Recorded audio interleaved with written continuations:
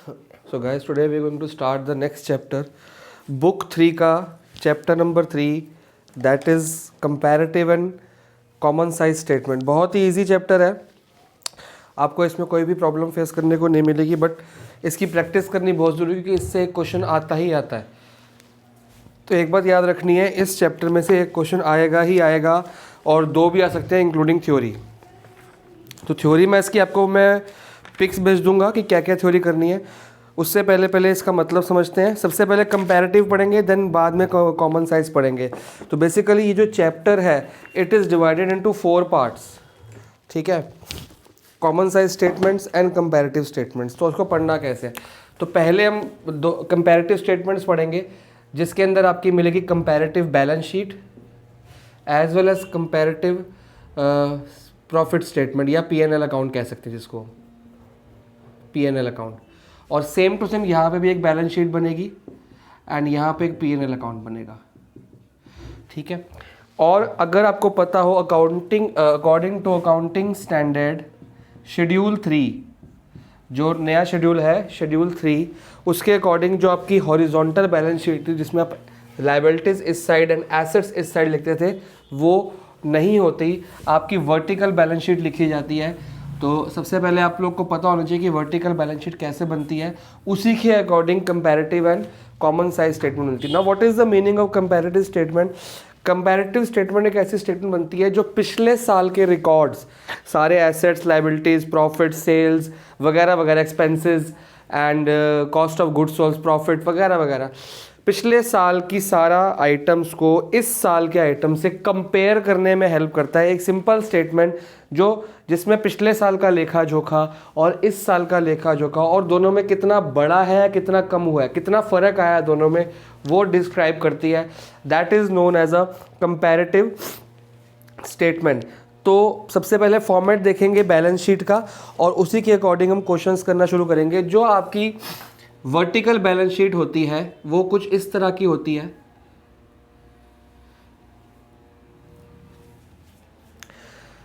जो उसका फॉर्मा बनाता है वो आपको चैप्टर नंबर 1 के अंदर मिल जाएगा, बट अभी हम उस पर नहीं जा रहे। अभी हम सीधा लिखे जाएंगे कि कैसे इसको फॉर्मेट को बताया। सबसे पहले वर्टिकल के लिए आपको रोमन नंबर में लिखना होता है इक्विटी एंड लाइबिलिटीज। तो ये आपकी हेडिंग होती है। ये चैप्टर 1 में सिखानी थी वैसे मैंने, पर मैं ये वाला चैप्टर पहले करा रहा हूँ। अब इक्विटी एंड लायबिलिटी को आप लोग अंडरलाइन करेंगे एंड यू विल राइट कि क्या क्या इसके अंदर आता है। तो इसमें सबसे पहली चीज़ आती है शेयर होल्डर्स फंड। रेशियोज वाले चैप्टर में यू हैव डन कि what do you mean by share holders fund.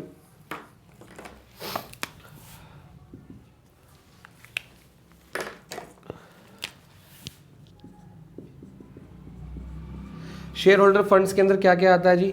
Share holder fund के अंदर आपकी इक्विटी आती है, प्रेफरेंस आती है, वगैरह वगैरह चीज़ें आती हैं। तो इसको आप ए पार्ट भी दे सकते हो टू अवॉइड द नहीं, ठीक है, फर्स्ट ही देंगे इसको।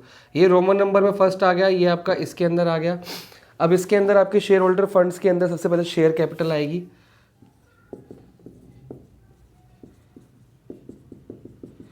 Now what is share capital? Equity share capital,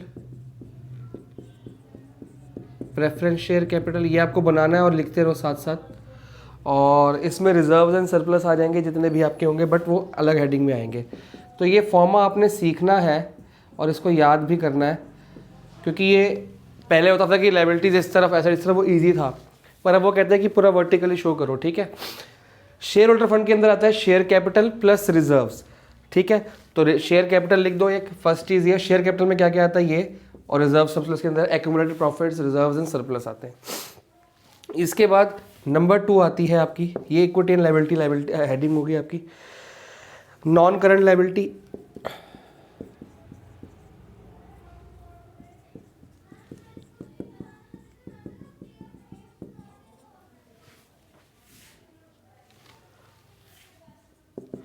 non current liability आपकी लॉन्ग टाइम लायबिलिटी होती है। तो इसके अंदर हमने उसमें करा हुआ है अकाउंटिंग रेशियोज में, इसीलिए पहले वो वाला चैप्टर कराया था ताकि क्लियर हो। लॉन्ग टर्म बोरोइंग्स,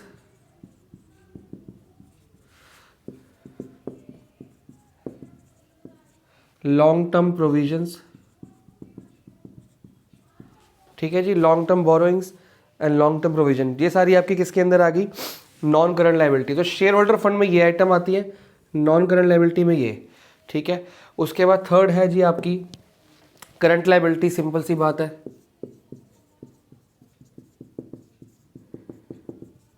और ये आपका अमाउंट का कॉलम होता है, यहाँ पे सबके अमाउंट लिखे जाते हैं, ठीक है।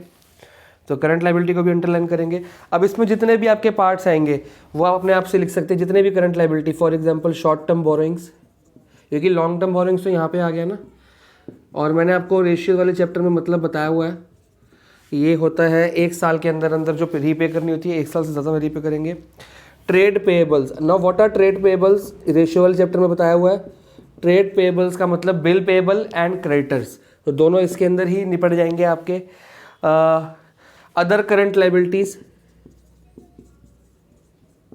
करंट लाइबिलिटीज, और यहाँ पे आ जाएगा प्रोविजंस, कोई प्रोविजंस है तो, लेकिन provision should be short term, long term provisions यहाँ पे, और यहाँ पे आएंगी short term.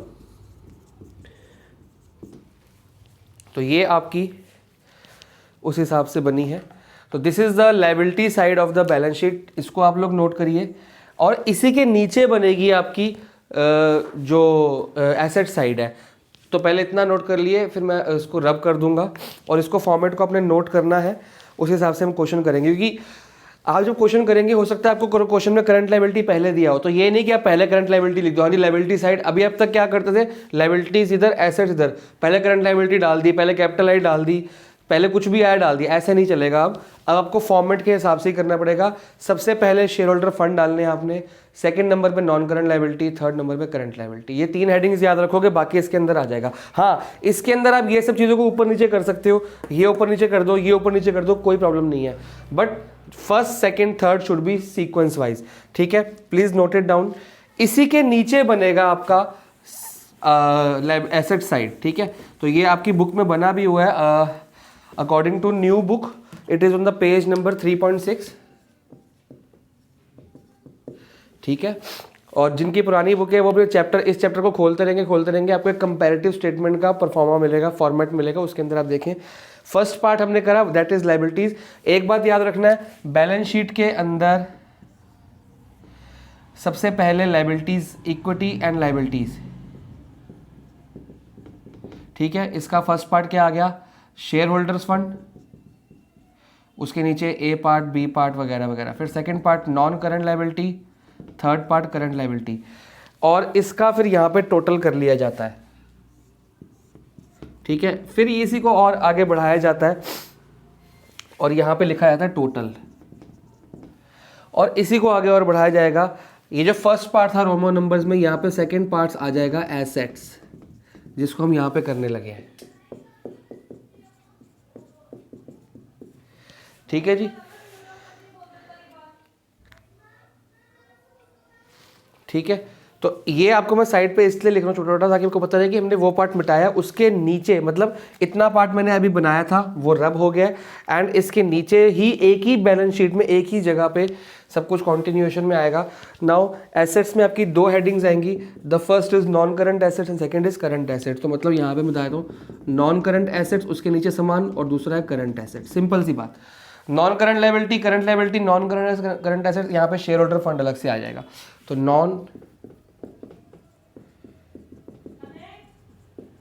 Now what are non current assets में क्या क्या डालोगे, जो भी क्वेश्चन में दिया हुआ है वो सारे डाल दोगे आप। इसमें आ जाएंगे आपके फिक्स्ड एसेट्स, सारे fixed assets, land, building, machinery वगैरह वगैरह, उसकी हेडिंग के अंदर ये आपकी सब हेडिंग होती है। अब व्हाट इज सब हेडिंग, व्हाट आर हेडिंग वगैरह वगैरह, ये देखो हम बुक को उल्टा शुरू किया हमने। पहले हमने रेशियोज करी है, फिर हम थर्ड चैप्टर करेंगे क्योंकि ईजी है, फिर हम फर्स्ट चैप्टर करेंगे, कैश फ्लो करेंगे। फर्स्ट चैप्टर में आपको प्रॉपर बताया जाएगा कि ये किस हेडिंग के अंदर आता है, इसकी सब हेडिंग क्या है वगैरह वगैरह, सारा कुछ आपको याद करना पड़ेगा, और किसी चीज़ को आप गलत जगह पे नहीं लिख सकते।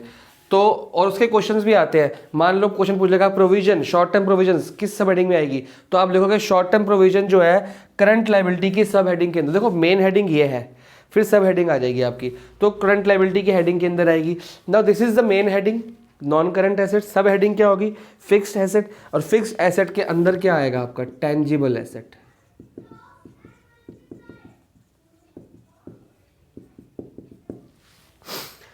Intangible asset, what are tangible and intangible? Tangible वो है जिसको आप हाथ लगा सकते हो, land, building, plant, machinery. Intangible goodwill वगैरह, पेटेंट्स वगैरह, दीज आर फिक्स्ड एसेट्स। इसका सेकेंड पार्ट बनेगा जी नॉन करंट इन्वेस्टमेंट्स, मतलब लॉन्ग टर्म इन्वेस्टमेंट होगी आपकी। फिर थर्ड बनेगा long term loans and advances. Long term इसलिए क्योंकि ये नॉन करंट चल रहा है। और अब कई बच्चे पूछते हैं सर लोन्स तो हम लेते हैं और वो लायबिलिटी होती है, एसेट में कैसे आ गई? तो ये लायबिलिटी वाला लोन नहीं है, लायबिलिटी वाला लोन यहाँ पे आ गया। नॉन करंट लायबिलिटी में क्या लिखा था? लॉन्ग टर्म बोरोइंग्स, वो बोरो मतलब लोन लिया हुआ है, एडवांस मतलब लोन दिया हुआ है। अगर आपने किसी को लोन दिया है तो आपके लिए एसेट है, एक दिन तो वापस मिलेगा आपको। तो this is the first heading. तो ये मेन हेडिंग है, ये सब हेडिंग्स होगी आपकी। सब हेडिंग्स के अंदर लिखना। तो आपको ये मेन हेडिंग और सब हेडिंग पे इतना जोर क्यों दे रहा हूं मैं? क्योंकि चैप्टर नंबर 1 जो है वो आपका इसी के ऊपर है। बैलेंस शीट और प्रॉफिट एंड लॉस अकाउंट की हेडिंग्स और सब हेडिंग्स याद करने को बोला जाएगा उसमें। और बोर्ड्स में क्वेश्चन आते हैं कि मान लो पूछ लेगा जी इनटेंजिबल एसेट किसके मेन हेडिंग बताओ या सब हेडिंग बताओ। तो आपको पता है इनटेंजिबल की मेन हेडिंग है नॉन करंट एसेट्स और सब हेडिंग है फिक्स्ड एसेट। तो ये आपको पता होना चाहिए। ये पता कैसे होगा? ये आपको लिखना है, उसको याद करना है। और जब चैप्टर नंबर 1 में कराऊंगा तो उसमें भी आपको याद करूंगा, लेकिन चैप्टर 1 में सबसे लास्ट में कराऊंगा क्योंकि वो ईजी है, उसमें सिर्फ लर्निंग का काम है। Current assets. और ऑब्वियस बात है कि जब आप ये चैप्टर हमने अकाउंटिंग रेशियोज कर लिया, फिर ये कर लिया, और अब जब इसके बाद कैश फ्लो करेंगे, कैश फ्लो के बाद चैप्टर नंबर 1 एक दिन का रह जाएगा, खाली वो आपको याद हो जाएगा।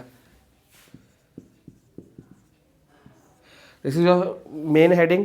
और सब हेडिंग इसके अंदर आएगी जी। जितने भी आपके होंगे ये नॉन करंट इन्वेस्टमेंट से,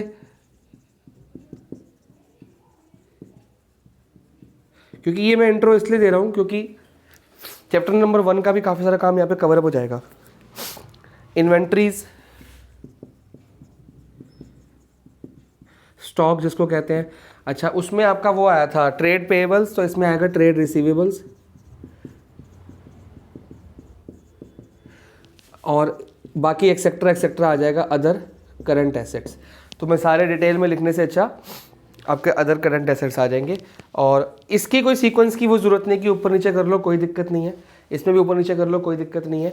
बट ये नॉन करंट एसेट पहले ऊपर आएंगे और करंट एसेट नीचे। तो आपको ये याद करना है कि पहले लायबिलिटी बनेगी, उसी के अंदर एसेट नीचे बन जाएंगे। ये आपकी हेडिंग्स हो जाएंगी मेन। और जब इसका आप टोटल करोगे तो यहाँ लिखोगे आप टोटल।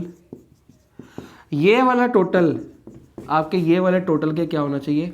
जो ऊपर हमने किया था यहाँ पे समवट आएगा वो उसके इक्वल होना चाहिए। तो बेसिकली बैलेंस शीट एक ही तरह से बनती है। तो प्लीज़ नोट इट डाउन।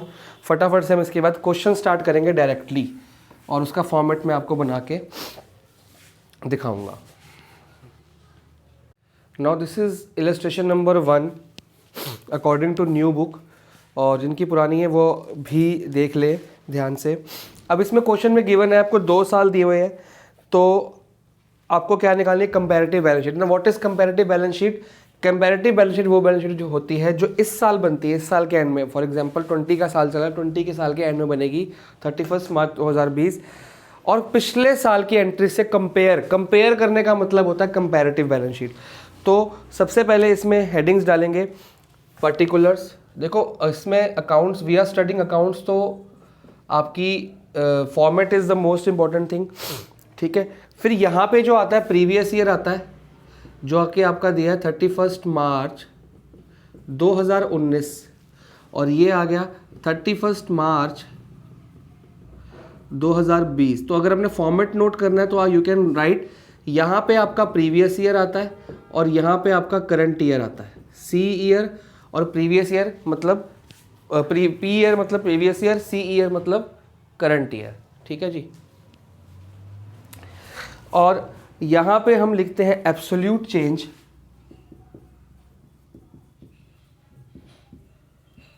और यहाँ पे हम लिखते हैं परसेंटेज चेंज, कि पिछले साल से लेके इस साल तक कितना फर्क आ गया, ठीक है जी। पिछले साल से लेके इस साल तक, प्रीवियस ईयर से लेके करंट ईयर में कितना फर्क आया है, किस में फ़र्क आया है? एंट्रीज में, आइटम्स में और ऑब्जर्वेशंस में। ठीक है, तो लेट्स स्टार्ट इट। आपको कुछ नहीं करना है इस क्वेश्चन में। पहले तो आपको क्वेश्चन दिया हुआ है, क्वेश्चन में जो जो दिया है वैसा का वैसा टेप दो। पहले तो क्वेश्चन को टेपना है आपने, बस इतना ध्यान रखना है। कई बार क्वेश्चन में प्रीवियस ईयर इधर दिया होता है, मतलब इधर प्रीवियस ईयर लिखा होता है, इधर करंट ईयर। तो आपने जब सही करना है तो प्रीवियस ईयर पहले, करंट ईयर बाद में, उससे आपको फ़र्क पता लग जाएगा। प्रीवियस ईयर पहले, करंट ईयर बाद में, ताकि दिक्कत ना हो। तो आपको पता है कि जैसा क्वेश्चन लिखा है वैसे का वैसे ही। Equity and liabilities, main heading. फिर नंबर 1 क्या आता है? Share holders fund.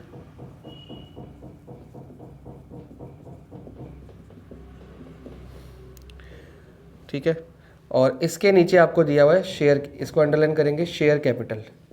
कोई इक्विटी शेयर कैपिटल नहीं दी, कोई प्रेफरेंस नहीं, शेयर कैपिटल सिर्फ दी है, और ब्रैकेट में लिखा है इक्विटी। तो जैसे लिखा है वैसे ही लिखना है। इसकी एंट्री दी हुई है 18 लाख और 12 लाख। 12 लाख पिछले साल की और 18 लाख इस साल की। अभी आपने कुछ भी नहीं करना, पूरा का पूरा क्वेश्चन नोट करना है। तो मैं क्या करता हूँ, वीडियो को पॉज करता हूँ और पूरा का पूरा क्वेश्चन नोट कर देता हूँ, ताकि आप लोग का टाइम वेस्ट ना हो। तो ये आपका क्वेश्चन दिया हुआ है अकॉर्डिंग टू द बुक। करना क्या है इसमें, देखो जैसा क्वेश्चन बुक में था वैसा कैसा टेप दो। इक्विटी के नीचे इक्विटी और लायबिलिटीज़ के नीचे, ये आपकी इक्विटी पार्ट होता है, ये आपका लायबिलिटी पार्ट होता है। नाउ इसमें 8% डिबेंचर्स दिए हुए हैं लॉन्ग टर्म बोरेंस की शक्ल में। आपको उससे क्या कोई मतलब नहीं क्या दिया है क्या नहीं दिया, आपको सिर्फ नोट करना है और इनको टोटल करना है। टोटल भी आपको करना नहीं है, टोटल भी आपको दिया हुआ है, तो वैसे का वैसे ही टेप देना है। इसका आएगा 21 लाख और इसका कितना आएगा 30 लाख। तो यहाँ भी सेम टू सेम।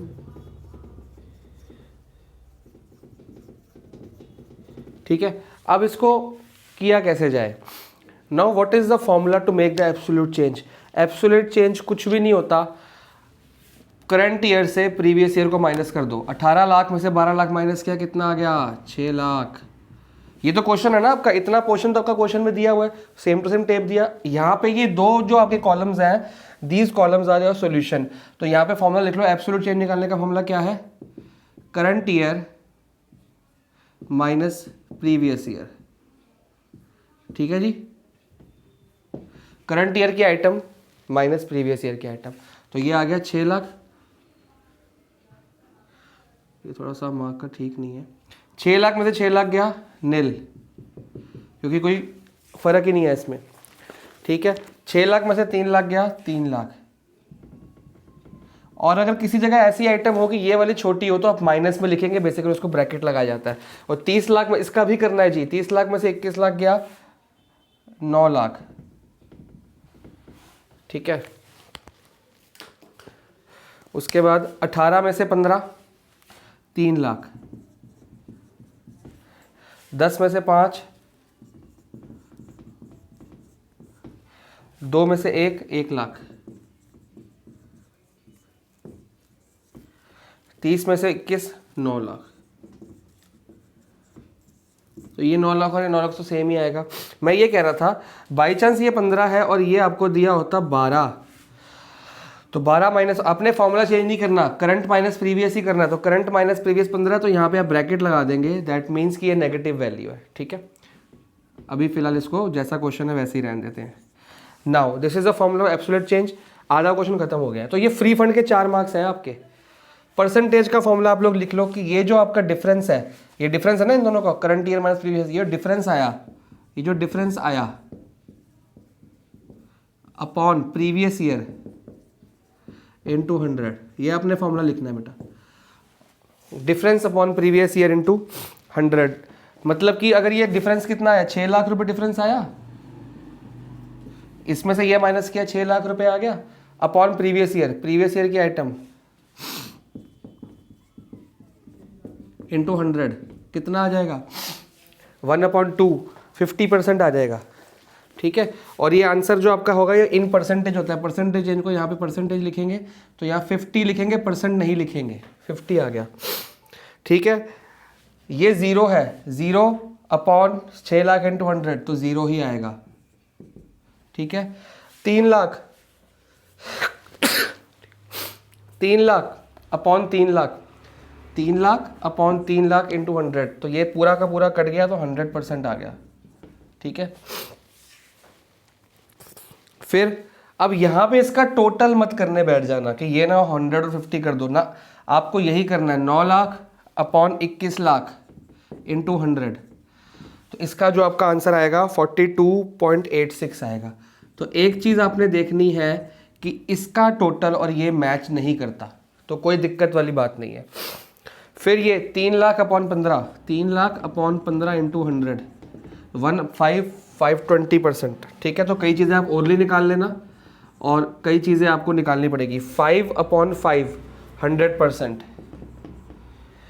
1 अपॉन 1 100%, और 9 अपॉन 21, तो ये सेम टू सेम आएगा। तो ये आपका फॉर्मेट है, ये आपके क्वेश्चंस है, आपने ऐसे करने हैं। एक एग्जांपल और करते हैं, सॉरी। चेक किसी क्वेश्चन में कुछ खास फ़र्क नहीं है, कोई खास ऐसी चीज़ नहीं दी हुई, क्योंकि कंपैरेटिव स्टेटमेंट इजी होती है as compare to common size statement. Common size statement में काम ज़्यादा होता है, पर कंपैरेटिव में ऐसा नहीं होता। तो आपने कंपैरेटिव में 2 काम करने हैं। पहला काम तो आपने ये करना है, ऊपर लिख देता हूँ, एब्सोल्यूट चेंज निकालना है सारी लाइन का, और परसेंटेज चेंज निकालना है सारी लाइन का। तो 2 फॉर्मूले आपको मिल गए, प्रीवियस करंट माइनस प्रीवियस, और वही डिफरेंस जो डिफरेंस यहाँ पे आया current minus previous upon previous into 100। ये 2 फॉर्मूले अगर आपने याद कर लिए तो आपको कंपैरेटिव बैलेंस शीट या कंपैरेटिव स्टेटमेंट में कोई फ़र्क नहीं मिलेगा। अभी हमने कंपैरेटिव बैलेंस शीट सीखी है, एक एग्जांपल मैंने कराया, रिमेनिंग जितने भी एग्जांपल्स कंपैरेटिव बैलेंस शीट के, नॉट स्टेटमेंट, स्टेटमेंट में अगली क्लास में कराऊंगा आपको। अगला जितने भी एग्जांपल्स है comparative balance sheet as well as बस खाली कंपैरेटिव बैलेंस शीट, ठीक है। कंपैरेटिव बैलेंस शीट के जितने एग्जांपल्स रिमेनिंग है वो, प्लस जितने क्वेश्चन रिमेनिंग है वो आप लोग नोट डाउन करो अपनी कॉपी में, प्रॉपर नोट्स बनाओ ताकि रिवीजन के टाइम प्रॉब्लम ना हो। मैं बार बार कह रहा हूँ 1 से 2 क्वेश्चन मतलब 4 से 8 मार्क्स का ये पक्का आना ही आना है। अभी वेटेज बोर्ड्स की आई नहीं, इस साल चेंज होनी थी, तो आप 8 मार्क्स लेके चलो। तो 8 मार्क्स अगर ये फ्री फंड की क्या प्लस माइनस से तो करना है, इसमें कोई अकाउंट्स लगी नहीं। एक बात याद रखनी है कि ये वाला जो टोटल आया, ये 150 आया, बट इस हिसाब से जो परसेंटेज बनी वो सेम नहीं होती, ठीक है। यहाँ भी टोटल कर लो 220 आएगा, और जो ये बनी ये सेम नहीं होती। तो मैंने क्रॉस मार दिया कि इसका जो करोगे टोटल वो नीचे का टोटल नहीं होगा, उसमें घबराने की ज़रूरत नहीं है, वो नहीं होता, क्योंकि percentage can never be more than 100%। But इसमें चैप्टर में कई क्वेश्चंस आपके पास ऐसे मिलेंगे जिसमें परसेंटेज 100 से ऊपर हो जाएगी। फॉर एग्जांपल यहाँ पे 100 है ना, तो 126% आ जाएगा, तो उसमें भी घबराने की कोई ज़रूरत नहीं है। वो आ सकता है, वो तब होगा कि जब यहाँ पे इतना ज़्यादा इंक्रीज़ हो गया हो कि मतलब 100% से भी ज़्यादा इंक्रीज़ हो गया हो, तो वो क्वेश्चन जब आपको करने पड़ेंगे। Please complete the solved examples as well as unsolved question of comparative balance sheet only, not comparative statement, only comparative balance sheet। परसों की क्लास में आपको comparative statement मैं खुद कराऊंगा, वो आपकी ऑनलाइन वर्चुअल लाइव क्लास होगी, वो मैं वीडियो नहीं बनाऊंगा क्योंकि वीडियो में बहुत टाइम लगता है छोटे से काम कराने में। आज आपको बेस बताना था कि बेस क्या है चैप्टर का, वो इसलिए वीडियो बनाई गई है। अब अगली आपकी लाइव क्लास होगी।